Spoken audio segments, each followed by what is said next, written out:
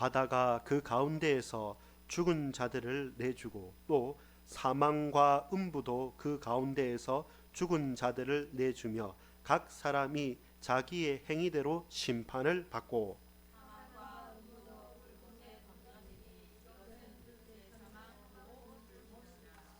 같이 읽읍시다. 15절입니다. 누구든지 생명책에 기록되지 못한 자는 불못에 던져지더라. 아멘. 예, 크고 흰 보좌에서의 심판이 내리는 장면입니다. 기도하겠습니다. 하나님, 이번 한 주간 우리가 걸어가는 걸음을 지켜 주관하여 주옵소서. 만나는 사람마다 함께 동역할 수 있도록 그들에게 참된 복과 그들이 구원받을 중요한 믿음의 기회를 얻을 수 있도록 우리의 볼 눈을 열어주시고 들을 귀를 열어주시고 말할 입술을 열어주옵소서. 우리의 마음 문을 열어주사 하나님을 알게 하고 더 깊이 하나님을 묵상하며 바라며 고백하며 증거할 수 있도록 주님 역사해 주옵소서. 심판하시는 주 앞에 속히 나와 그 마음과 생각을 주님 앞에 쏟습니다. 주님 역사해 주옵소서. 구주 예수 그리스도 이름으로 간절히 기도합니다. 아멘. 여러분 반갑습니다. 이번 한 주간 우리가 만난 가운데 함께 나눌 말씀은 뭐냐면 여러분 심판주 하나님 앞에 서라라는 제목입니다. 심판주 하나님 앞에 서라라는 제목입니다. 여러분 부모님이 아무리 중요하고 저도 한 번씩 열 받을 때마다 너는 미성년자니까 독립할 때까지 장사할 때까지 말 들어 이렇게 강압적으로 말할 때가 해주하고 있을 때는 제법 많았습니다. 그건 인정하는데 근데 부모가 보호자로서의 역할을 하고 또 그 부담 혹은 그 권위를 가질 수 있지만 우리 모든 사람들은 다 심판주는 하나님 한 분이십니다. 사람도 우리가 법이 있고 규칙이 있기 때문에 서로 합의하여서 삼심제를 둬서 1심, 2심, 3심 대법원까지 가서 판결을 받습니다. 왜 그러냐면 그래도 뒤바뀌는 판결이 있습니다. 대법원까지 판결해도 무죄가 되기도 합니다. 그만큼 사람은 한계가 있고 사람은 연약하고 사람은 완전하지 않습니다. 그래서 여러분 사람은 완전한 것이 아니라 따라합시다. 온전합니다. 그렇죠? 완전함을 찾게 되면 저와 여러분이 하나도 틀림이 없어야 되고 내가 다 진리여야 되지 않습니까? 그럼 완전함은 하나님께 바랄 수 있지만 온전함은 뭡니까? 내가 맡은 위치에서 내게 주어진 사명에서 우리가 할 수 있는 최선의 저와 여러분 그 말씀을 붙잡고 가는 온전함, 그건 가능해요. 그건 분명히 가능하고 가능할 수 있도록 우리 하나님께서 우리에게 은혜를 베풀어 주시는 것입니다. 그래서 우리는 완전함이 아니라 완전하신 하나님을 믿는 믿음의 하나님의 자녀로서의 온전함을 추구하고 걸어가는 것이 필요합니다. 그래서 온전히 하나님을 전적으로 바라면서 우리 심판하실 주님 앞에 나아가는 것이 무엇보다도 중요합니다. 인디언 기후제라는 게 있어요. 그 뭐냐면 비 올 때까지 기후제하는 거예요. 반드시 되죠. 왜냐하면 비 올 때까지 계속 제사 지내니까 그건 하기 전까지는 우리가 그렇게 믿음을 맹목적으로 하는 것은 아닙니다. 아니 무조건 된다, 한다, 하면 된다, 할 수 있어, 해보자라고 해서 그렇게 또 도전적으로 가서 되는 것이 아니라 진리의 영이신 성령께서 우리의 마음을 특별히 시편을 보면 항상 시편 기자 다윗이 고백하는 게 있어요. 주께서 나에게 오사 내 마음을 감찰해 달라고, 나를 심판해 달라고, 나를 판단해 달라고 고백합니다. 그때는 뭡니까? 완전한 하나님 앞에 온전한 하나님의 백성으로 내가 서겠다는 겁니다. 왕 자리도 내려놓고 내 의도 다 내려놓고 그러나 내 가장 깊은 곳을 보시는 하나님 앞에 저와 여러분이 온전히 나아가는 것이 필요한 것입니다. 여러분 오늘 우리가 봐야 될 중요한 내용은 뭐냐면 요한계시록의 마무리 결론은 뭡니까? 최후 심판인 것이죠. 결국 요한계시록은 심판하겠다는 겁니다. 어떤 심판을 합니까? 지금 로마 제국과 저 음녀 그리고 바다에서 땅에서 올라온 짐승들이 막 돌아다니면서 사람을 죽이기도 하고 핍박도 하고 해서 멸망할 것 같은데 그들의 심판이 아니라는 겁니다. 아니라는 겁니다. 그렇게 너희를 심판하는 그 흑암의 권세를 내가 다시 와서 심판하겠다는 겁니다. 그러면서 그들뿐만 아니라 지금 이 땅에 있는 당신들 백성들을 다 심판하겠다는 겁니다. 의에 대해서 죄에 대해서 첫 번째 심판은 뭡니까? 우리 구원받는 것이죠. 물로 거듭나게 된 거죠. 처음 예수님께서 초림하셔서 우리에게 주신 심판은 거듭남이었습니다. 회개하라는 물의 심판이었습니다. 물과 성령으로 다시 세례를 받고 거듭나는 거죠. 두 번째 재림의 심판은 뭐냐면 불의 심판입니다. 이거는 사느냐 죽느냐, 멸망과 생명의 갈림길에 선 거죠. 회개하라라고 하는 물로 심판하고 물로 세례를 베푸는 첫 번째 심판 가운데 우리는 회개한 거죠. 우리는 그 죄악에서 돌이킨 것이죠. 그래서 우리는 물과 성령으로 거듭나서 하나님 자녀가 됐어요. 거듭난 다시 태어난 하나님의 자녀는 두 번째 마지막 심판, 불의 심판에서는 상관이 없어요. 그때는 우리에게는 승리의 선포가 있는 것이고, 반대로 첫 번째 심판인 물과 성령으로 거듭나서 회개하지 않고 제사함을 받지 못한 사람에게는 두 번째 심판이 그들에게는 첫 번째 심판이지 않습니까? 그것은 다시 구원하겠다는 심판이 아니라 최종적인 심판, 끝장내겠다는 불의 심판인 거죠. 원래 그것은 우리 인간에게 주어진 게 아닙니다. 인간을 괴롭히는 이 마귀와 그 귀신들에게 주어진 건데, 이 인간들이 하나님 앞에 돌이키지 않고 그 졸개가 되어서 그들과 함께 살겠다고 했기 때문에 그들의 심판에 그들 또한 같이 불타 없어져 버린 겁니다. 요한계시록의 결론은 마지막 심판입니다.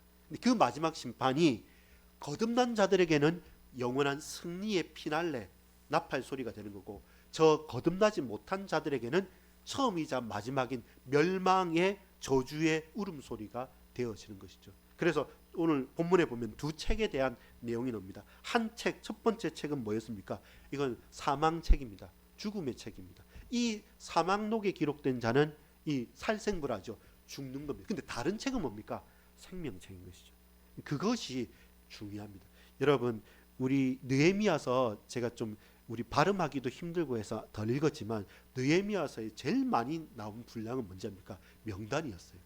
1차 기한 명단, 두 번째 기한 명단, 세 번째 기한 명단. 오늘도 우리 읽어봤지만 11장 12장 아니라 그 앞에 보면 어느 족속에 몇 명이 와서 몇 명, 다 명단인 겁니다. 왜 그게 중요합니까? 우리는 기타 등등 누구 왜 몇 명 이렇게 할 수 있는데, 아니죠.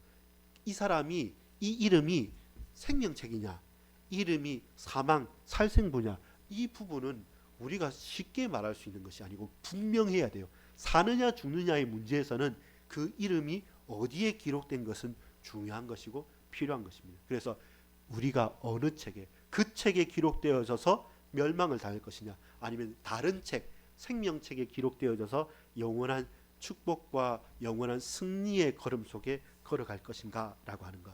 결국 심판주 하나님 앞에 섰을 때 결론이 나고 결판이 나고 마무리가 되어진다는 것입니다. 죽은 자들이 자기의 행위를 따라 심판을 받는다고 말씀합니다. 우리는 어떤 행위를 할 수 있습니까?